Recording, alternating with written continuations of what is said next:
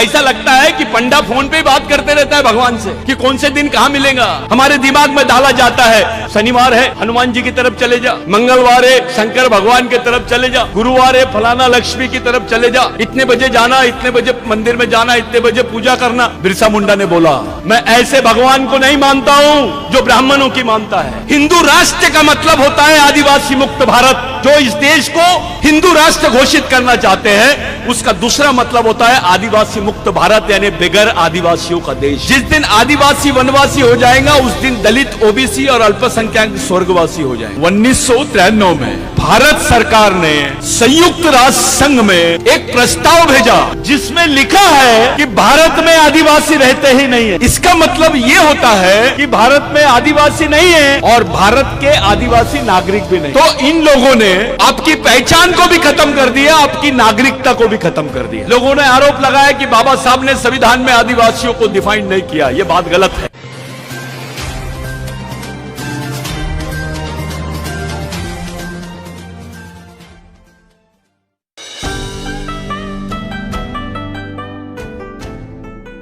इस देश में एक अलग माहौल बनाया जा रहा है। जिसका यह देश है उस देश का 7/12 ही बदल रहे हैं लोग। उस देश का मालिक आदिवासी है यह बात को मानने से इनकार कर रहे हैं, लेकिन दूसरी तरफ एक रणनीति और अपना रहे हैं, आदिवासियों को वनवासी बोल रहे हैं। यह बहुत बड़ा मुद्दा है। जिस दिन आदिवासी वनवासी हो जाएगा उस दिन दलित, ओबीसी और अल्पसंख्यक स्वर्गवासी हो जाएगा। ये कर तो रहे आदिवासियों के साथ, लेकिन इनका टारगेट दलित भी है, ओबीसी भी है, अल्पसंख्यक भी है। पहले आदिवासी मरेगा, लेकिन बाकी सब लोग वेटिंग लिस्ट में रहेंगे। धीरे धीरे मरेंगे, लेकिन मरेंगे सब। यह बात पहली है। दूसरी बात यह है कि पूरे देश में जितने आदिवासी सांसद थे, जितने दलित सांसद थे, जितने ओबीसी के सांसद थे, किसी को नहीं लगा कि यह मुद्दा पार्लियामेंट में उठाना चाहिए करके। इस मुद्दे को दबाया गया। 93 में बाबरी मस्जिद शहीद हुई, राम मंदिर का मुद्दा खड़ा हो गया। उसके पहले राजीव गांधी को मारे, बॉम्बे ब्लास्ट हुआ। उसी दरमियान भारत सरकार ने संयुक्त राष्ट्र संघ में चुपके से यह स्टेटमेंट दे दिया कि भारत में आदिवासी नहीं रहते हैं। साथियों, संयुक्त राष्ट्र संघ का एक संविधान है जिसमें आदिवासियों के लिए विशेष अधिकार है, जिसको इंडिजिनियस पीपल राइट्स बोलते हैं। मूल निवासी होने के अधिकार है। उसमें विशेष प्रावधान है कि आदिवासी क्षेत्र में सरकार भी अपने प्रोजेक्ट को नहीं लॉन्च कर सकती है जब तक आदिवासियों की ग्राम सभा उसको मान्यता ना दे। वहां ग्राम सभा का उल्लेख वैसा नहीं है, वहां विलेज ऑफ इंडिजिनियस पीपल लिखा हुआ है। यह मुद्दा इसलिए उपस्थित कर रहा हूं क्योंकि यह आपको खत्म करने वाला मुद्दा है।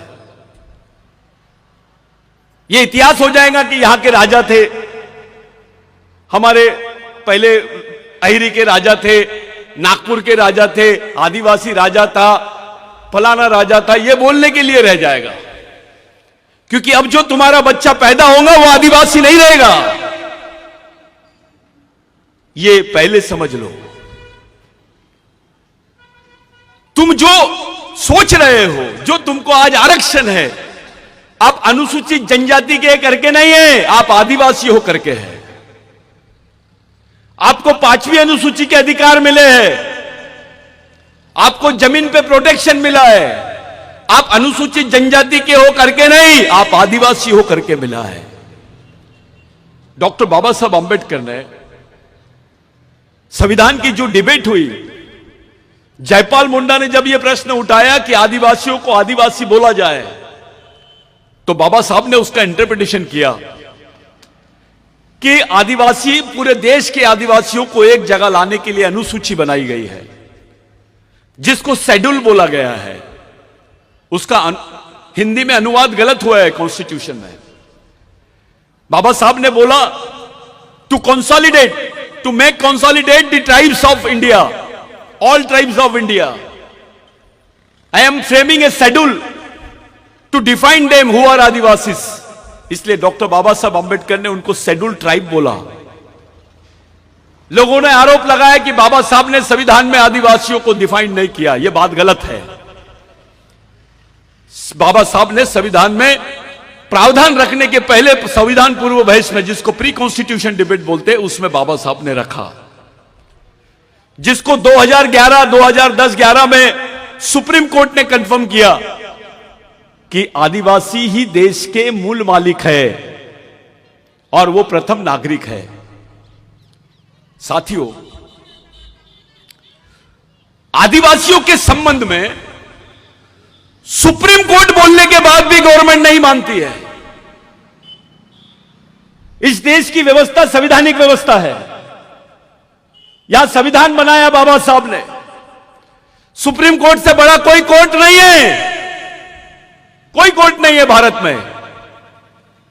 सुप्रीम कोर्ट के बोलने के बावजूद भारत सरकार यह मानने को तैयार नहीं है कि आदिवासी इस देश के मूल मालिक है। हमारे बैल सांसद जाते पार्लियामेंट में और चुपचाप बैठते हैं, कुछ नहीं बोल रहे हैं और चुपचाप काम करते हैं वनवासी करके। अबे तेरे अंदर का बाबूराव शेरमाके का खून मर गया क्या? टंट्या भील का खून मर गया क्या? बिरसा मुंडा का खून मर गया क्या? गुंडा धुर का खून मर गया क्या? बाबा साहब का खून मर गया? क्या बात है रे भाई? तेरे साथ तेरी आने वाली पीढ़ी को भी खत्म करने का षड्यंत्र देख रहा है और तुम बंदर जैसे चुपचाप बैठ के देख रहे हो कि क्या चल रहा है देश में। ये इसलिए बोल रहे हैं कि भारत में आदिवासी नहीं रहते हैं। भाग्यश्री ताई, ये बहुत इंपॉर्टेंट बात बता रहा हूं, क्योंकि भारत विश्व में पहला देश है जिसने बोला है कि हमारे पास लैंड बैंक है। पैसे की बैंक नहीं, जमीन का बैंक है। और ये जमीन की बैंक किसकी है? ये किसकी जमीन के भरोसे बात कर रहे हैं? ये आदिवासियों की जमीन के भरोसे बात कर रहे हैं। कोई ताली वाली मत बजाओ। ये आपकी जमीन को बोल रहे हैं ये लैंड बैंक है। अभी आपके पास 25 एकड़ है, 10 एकड़ है, 15 एकड़ जमीन है। जिस दिन बोल देंगे भारत में आदिवासी नहीं रहता है, ये बात अप्रूव्ड हो गई, तो आपकी जमीन, जिसका कानून बनाया गया था बिरसा मुंडा के आंदोलन की वजह से, जिसमें 1 लाख लोग मारे गए थे, सेकेंड वर्ल्ड वॉर में इतने लोग नहीं मारे गए जितने बिरसा मुंडा के आंदोलन में मारे गए। जमीन की लड़ाई थी वो। बाबूराव शेरमाके की भी लड़ाई जमीन की थी।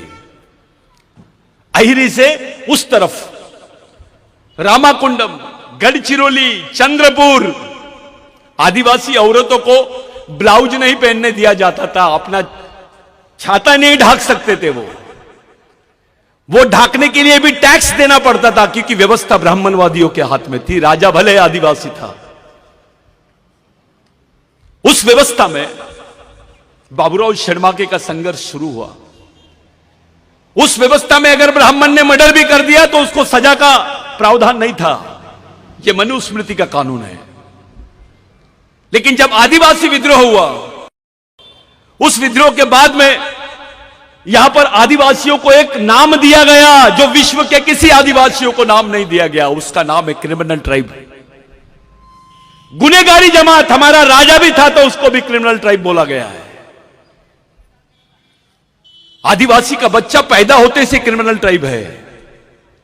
आज भी बाबूराव शेरमाके का नाम शहीदों की लिस्ट में नहीं है, क्रिमिनल ट्राइब की लिस्ट में है। क्रिमिनल ट्राइब को शहर में जाने का कोई अधिकार नहीं था। अगर क्रिमिनल ट्राइब को किसी ने मार दिया, गुनेगार जमात के आदिवासी को किसी ने मार दिया, तो उस पर केस नहीं लगती थी। यह कानून था। राजा अपने थे लेकिन कानून दूसरों को चलता था। हमारे लोगों को इस क्षेत्र को दंडकारण्य बोलते हैं। दंडकारण्य का मतलब यह होता है कि जिनको सजा दी जाती थी उनको यह क्षेत्र में रखा जाता था। आज भी किसी को ट्रांसफर करना है कोई ऑफिसर ज्यादा वहां पर ये कर रहा है तो उसको गढ़चिरौली भेज देते हैं, अहिरी भेज देते हैं, आलापल्ली भेज देते हैं। ये कौन सी जगह है सजा देने के लिए, जिसको ओपन प्रिजन बोलते हैं, खुली जेल यानी गढ़चिरौली। इस संघर्ष को अंजाम दिया था उस वक्त बाबूराव शेड़माके ने। बाबूराव शेड़माके अपने जमींदारी को छोड़ा, गोंड को साथ में लिया, माड़िया को साथ में लिया, दलित को साथ में लिया, ओबीसी को साथ में लिया, मुस्लिम पठान को साथ में लिया और आंदोलन छेड़ा। बाबूराव शेड़माके के आंदोलन ने ये जो पश्चिमी क्षेत्र है चंद्रपुर तक, वहां के दलित के पास, आदिवासी के पास, ओबीसी के पास, मुस्लिम के पास जो जमीन आई है वो बाबूराव शेड़माके के आंदोलन की वजह से आई है। उस आंदोलन के बाद ही तुमको सरकार ने जमीन के पट्टे दी। 1911 के पहले के रिकॉर्ड चेक कर लो। तुम्हारा भगवान कौन है? कौन से भगवान ने तुमको जमीन दिया? किनके आंदोलन की वजह से तुम्हारे हाथों में जमीन आई? उस वक्त तो आरक्षण नहीं था, उस वक्त कोई नौकरी के साधन नहीं थे, सिर्फ मजदूरी करते थे लोग। उसका साधन जिंदा रहने का यानी जमीन ही थी। वो जमीन भी हमारे पास से अब जाने वाली है। ये एमएलए भी रहेगा, मिनिस्टर भी रहेगा, क्लास 1 अधिकारी भी रहेगा, कलेक्टर भी रहेगा, तो उसका बच्चा आदिवासी नहीं रहेगा। इतना बड़ा षड्यंत्र आदिवासियों के खिलाफ में इस देश में हो रहा है। हिंदू राष्ट्र का मतलब होता है आदिवासी मुक्त भारत। जो इस देश को हिंदू राष्ट्र घोषित करना चाहते हैं, उसका दूसरा मतलब होता है आदिवासी मुक्त भारत, यानी बगैर आदिवासियों का देश। जब तक इस देश में आदिवासी है, इस देश का नाम कोई बदल नहीं सकता, क्योंकि उसका भूमालक आदिवासी है। ये आदिवासियों को ही हटाना चाहते हैं, इसमें कोई बचने वाला नहीं है। हमारे लोग कभी बोलते हैं ये एमएलए ने काम नहीं किया, वो एमएलए ने काम नहीं किया, वो देख नहीं रहा। ये तो छोटी बात है। ये देवेंद्र फडणवीस सरकार ने बोल दी कि 75,000 बोगस को नौकरी से नहीं निकालेंगे। 75,000 बोगस को नौकरी से नहीं निकालेंगे, ये स्टेटमेंट दिया तो हमारी आंख खुल गई। ये तो गलत बोल रहा है। तो पहला सवाल तो ये 75,000 बोगस आदिवासी कैसे बने? इनके पास सर्टिफिकेट किसने दिया? इसके बारे में कोई बात नहीं करता है। एक ऐसा आदमी जो तुम्हारी सर्टिफिकेट लेता है, जाति का दूसरा प्रमाण पत्र बना के झूठा प्रमाण पत्र बनाता है, ऐसे, और वो तुम्हारे नौकरियां लेता है, उसका उपभोग करता है, ऐसे आदमी को तुम लोग बोगस आदिवासी बोलते हैं। लेकिन तुम्हारे समाज में ऐसा आदमी भी है जो तुम्हारा ही आरक्षण लिया है, कलेक्टर बना है, मिनिस्टर बना है, आमदार बना है, जिला परिषद सदस्य बना है, डॉक्टर बना है, इंजीनियर बना है, और समाज के बारे में नहीं सोचता है। तुम्हारा ही आरक्षण लिया है, तुम्हारा ही भाई है। अगर वो बोगस आदिवासी है तो ये गद्दार आदिवासी है, जो तुम्हारे समाज के बारे में नहीं सोचता है। थोड़ा पढ़ लिख लिया तो नागपुर भगता है, शहर में जाता है, बड़ा बंगला बनाता है, टीवी और बीबी में रह जाता है। उसको समाज से कोई लेना देना नहीं है। एक आध बार चंदा दे दिया तो उसको ऐसा लगता मैंने बहुत बड़ा काम कर लिया। अबे तेरा बच्चा आदिवासी नहीं रहेगा। अपनी औकात थी क्या यहां बात करने की? जब तुम आदिवासी ही नहीं रहोगे तो तुम्हारा क्या होने वाला है, थोड़ा सोचना शुरू कर दो। तुम्हारी पहचान खत्म, तुम्हारा अस्तित्व खत्म। जैसे अंडमान निकोबार में आदिवासियों को देखने जाते ताई और ऐसे ब्रेड के टुकड़े फेंकते हैं,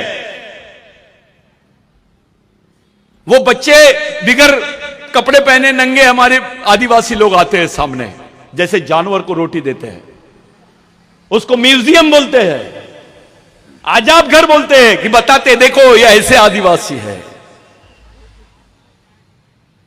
ये गढ़चिरौली में भी चल रहा है। गढ़चिरौली में आदिवासियों के नाम पर इंटरनेशनल फंड आता है। आदिवासी को मालूम ही नहीं कि उसके नाम पे कौन फायदा उठा रहा है। जितने आदिवासियों के संगठन गढ़चिरौली में नहीं है, उतने यहां पर एनजीओ है गैर आदिवासियों के। वो कमा रहे आदिवासी को दिखा दिखा के। मैं मुद्दे से हटके बात कर रहा हूं। 13 साल की आदिवासी लड़की अपने हाथ में बंदूक पकड़ती है, टीवी पे दिखाता है कि यह नक्सली थी, यह लड़की को मारा गया है, यह इसकी उम्र 13 साल है। समाज का कोई आदमी उसके बारे में बात नहीं करता कि आखिर क्या बात है, यह 13 साल की लड़की ने अपने हाथ में बंदूक क्यों पकड़ी। कौन सा समाज है तुम्हारा? कौन है तुम्हारे समाज का चालक पालक और मालक? किसके इशारे पे चलते हैं आप? कौन सी व्यवस्था है तुम्हारे पास? यहां का बौद्ध भाई डॉक्टर बाबा साहब आंबेडकर का लिखा हुआ ग्रंथ अपने बच्चे के हाथ में देता है, जिसको बुद्ध और उसका धम्म बोलते हैं। उनका बुद्ध विहार चलता है, उनके स्कूल चलते हैं, भिक्खु काम करते हैं।